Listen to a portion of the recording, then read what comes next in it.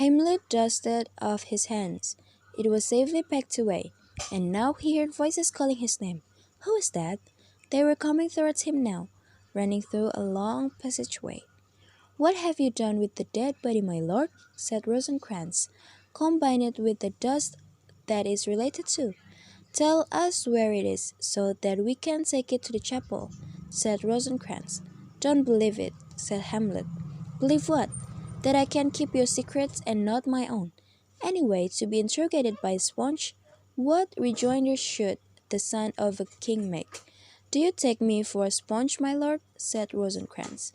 Yes, sir, soaking up the king's face, his rewards, his offices. But such functionaries give the king the best service in the end.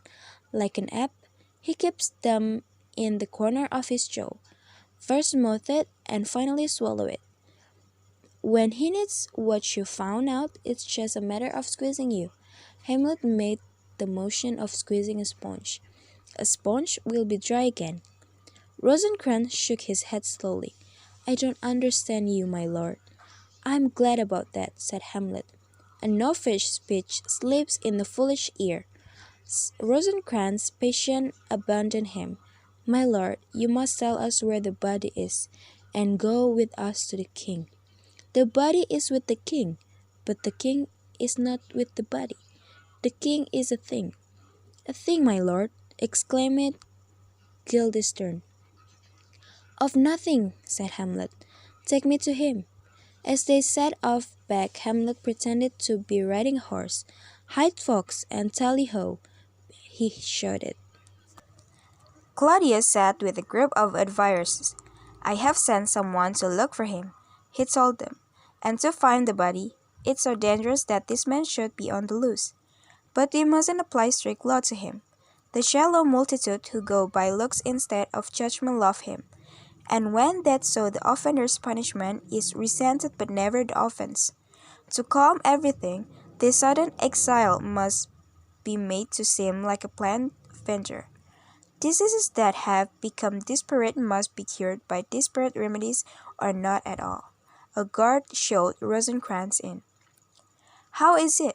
Said Claudius. What's happened?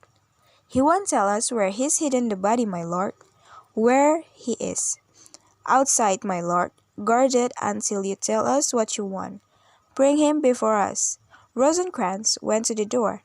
Ho, Guildenstern, bring my lord in. Hamlet smiled at the councillors and bowed deeply to the king.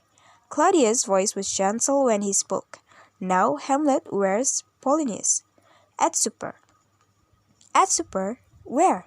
Not where he eats, but where he is being eaten. A banqueting party of shredded worms is at him right now. Your worm is your only emperor for eating. We fatten animals to fatten ourselves, and then we fatten maggots. Your fat king and your thin beggar look like two different dishes, but they end up on the same table. That's the end.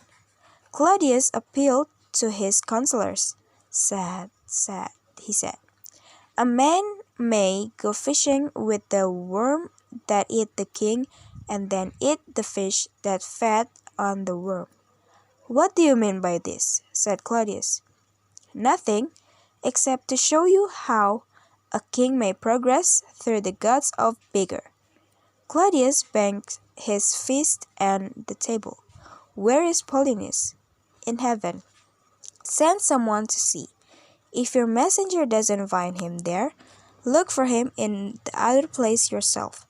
But if you don't find him by the end of the month, you will smell him as you go upstairs to the lobby. Claudius snapped his finger, and a group of attendants. Go and look for him there. As they rushed out, Hamlet called after them, He'll wait for you. Claudius stood up. Hamlet, although we grieve for what you've done, we're as much concerned about your safety. And for that reason we must send you away immediately. So prepare yourself. The ship is ready and the wind is favorable. Your escort are waiting and everything is set for England. For England? Yes, Hamlet. Good. It is considering our purpose. Maybe the angels know them, but come, for England. Farewell, dear mother. Your loving father, Hamlet. My mother, said Hamlet emphatically.